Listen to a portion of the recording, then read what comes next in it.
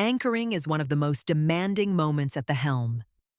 You're watching the other boats around you and the swing room they leave, scanning the chart for rocks and shallow zones, checking the depth and the bottom type, judging your scope and chain length, reading the wind and the current, thinking about the anchor alarm and keeping an eye on the tide. And you're doing all of that while handling the windlass, talking to your crew at the bow, and choosing the right moment to drop. The decisions stack up.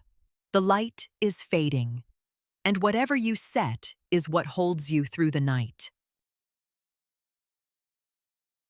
Zora knows that.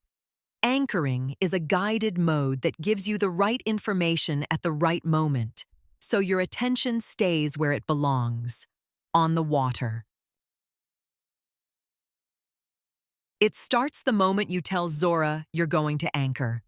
Open the tool's sidebar and activate anchoring mode.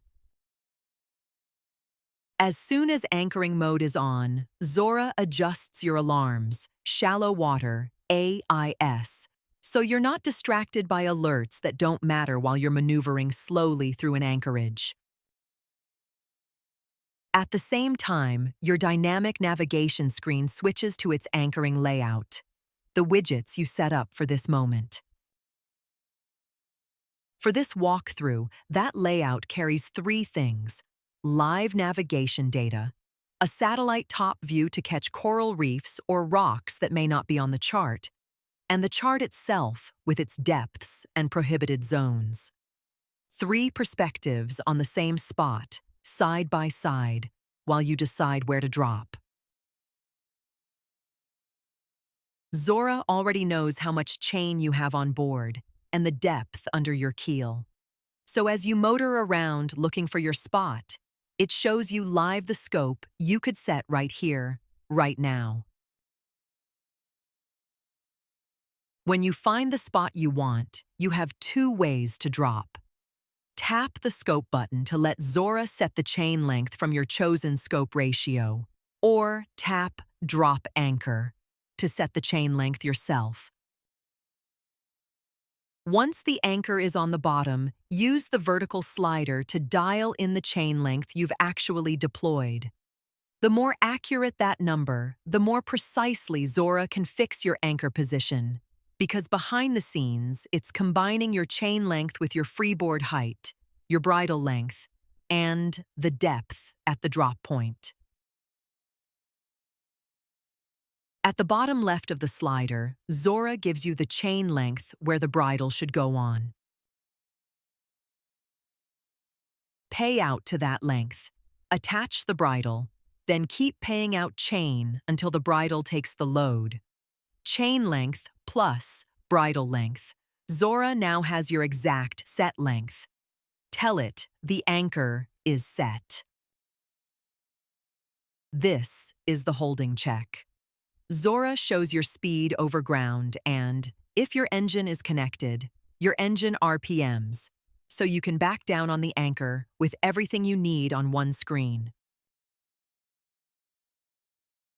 The moment you feel the anchor bite, tap is holding.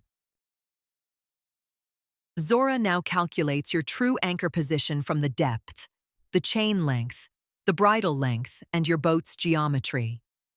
The anchor pin appears on the chart with its swing circle around it, and the anchor alarm is armed automatically. If you want a little cushion against false alarms, add a margin to the swing circle. That's it. You're anchored, and Zora is watching. While you were doing all of that, Zora was logging it for you, where you dropped, how much chain you deployed, the full navigation picture at the moment you set the anchor, straight into your logbook. One less thing to write up later. And your dynamic navigation screen switches one more time, now to the anchored layout. For this tutorial, that's the satellite top view and the chart, side by side, so you can keep an eye on your position and what's around you. On the satellite view itself, Zora overlays the numbers that matter while you're at anchor. Top left, chain length, scope, drag distance, and bearing to the anchor. Top right, depth, boat speed, true wind, and current.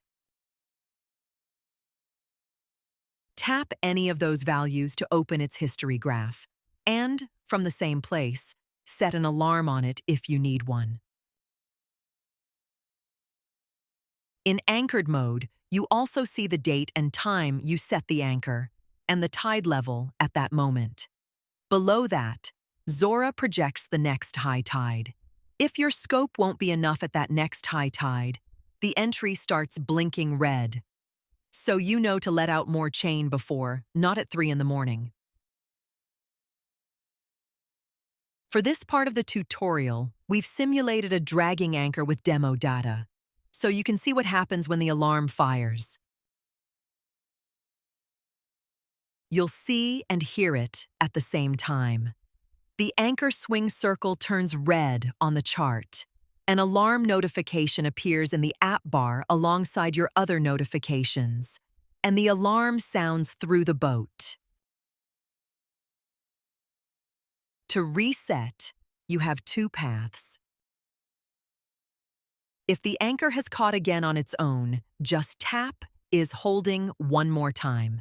If you've let out a little more chain in the meantime, adjust the slider first. Zora pins your new position, the alarm clears, and you're back to watching. If you decide to pull up and try a new spot, tap Pull Up. Anchoring mode stays active. Zora zeroes your chain length for you and brings you back to the live scope view with the scope and drop anchor buttons. Motor on. Find your new spot and walk the same steps you already know. One more button to know about. Clear. Clear isn't for resetting, it's for leaving. And what counts as leaving is your call. In Zora, a trip is a leg from one place to another. Sailing from one bay to the next? That's a new trip. Shifting to a different spot inside the same bay? Same stopping trip. You decide. When you've decided it's time to leave, tap Clear. Zora closes the stopping trip and opens a fresh on-the-way trip. Right information, right moment. That's how you anchor with Zora.